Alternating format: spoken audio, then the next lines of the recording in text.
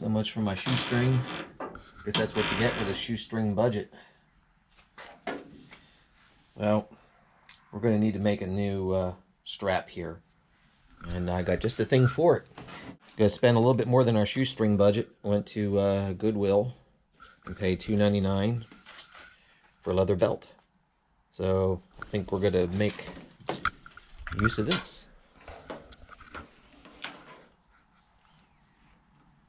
All right, let's get to work. All right, let's see how this solution works. Sorry if that's a little dark. I think that came out pretty good.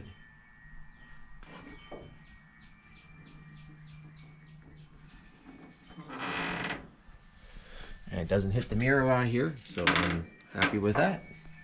All right, so now I got to make one for the opposite side. So I'll show you how this is done. Just going to use this punch to replicate the door pin.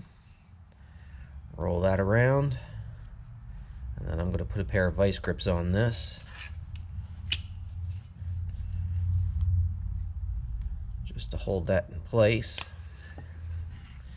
I'm going to drill my first hole further back.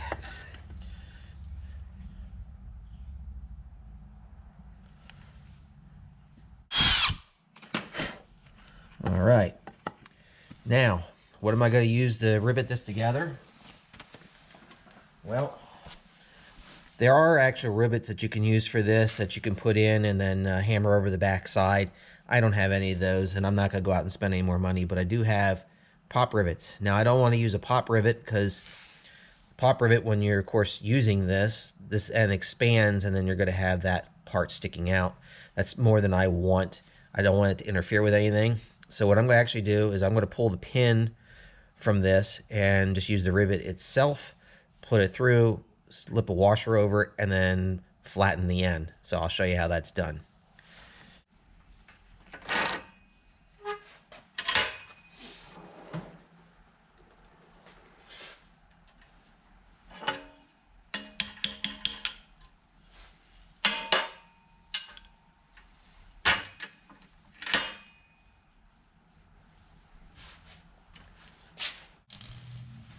All right, so now we're just gonna punch this through. Now that hole that I made isn't quite the right size, but at least get some of the material out of there so that I can hammer this through. That I hopefully should be able to hammer this through.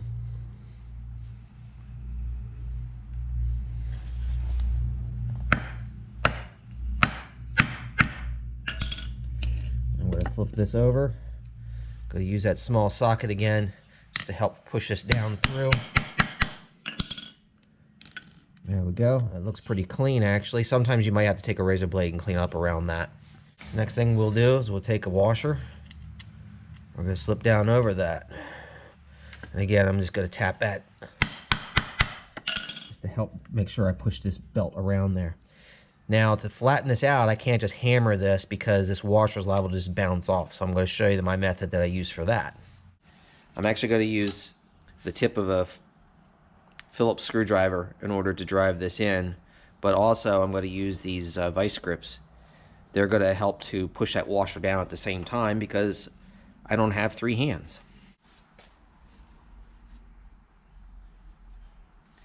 All right, let's see how we do.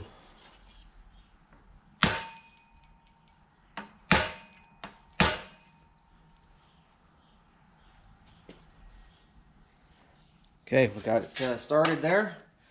Now to finish this, I'm just going to use this punch.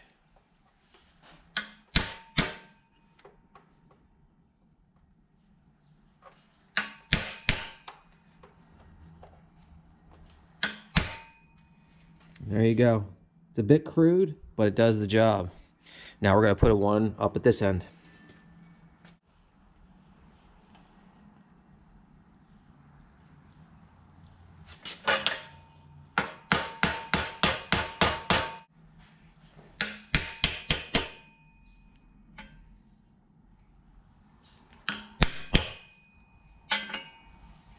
All right, so that's finished. That's for the door pin.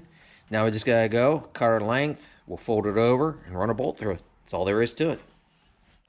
All right, since it stopped raining, I can pull this outside and I can properly work on this and actually get the door open on this side. So let's go ahead and finish this install. So it may need to be different than the opposite side. The other side had holes already in the door frame. This one has no holes. Let's see where this lands.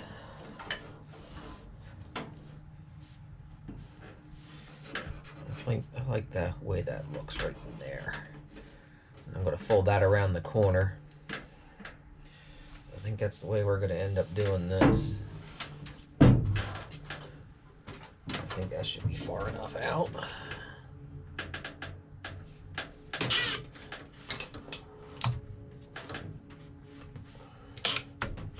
There we go.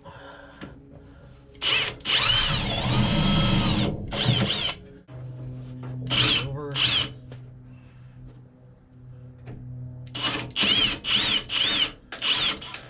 Now, I just made a mark on this. Drill it out here. All right, let's go ahead, cut that off.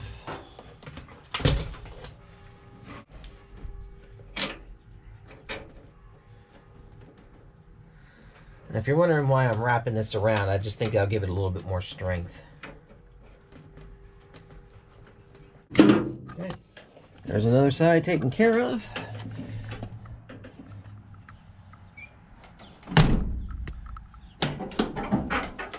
Let's take a look at that from the inside.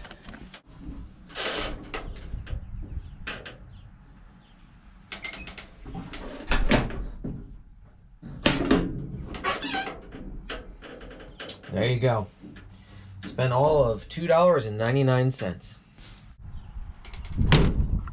there it is, folks. Spent all of $2.99 over at the Goodwill.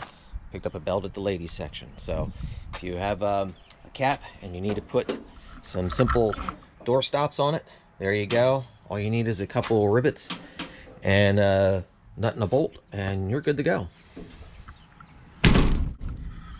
Well, I hope you enjoyed the video.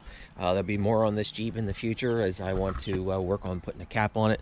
I was at the junkyard not too long ago and I picked up some metal that I'm going to be able to use for a luggage rack. So that's something that's going to be coming in here in the future. This Jeep also has a lean to it, which is the front leaf spring is shot.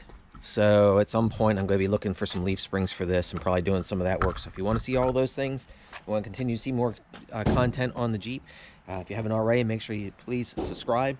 If you like the video, hit the thumbs up, share it with friends that might also be interested in Jeeps. And again, thanks for watching.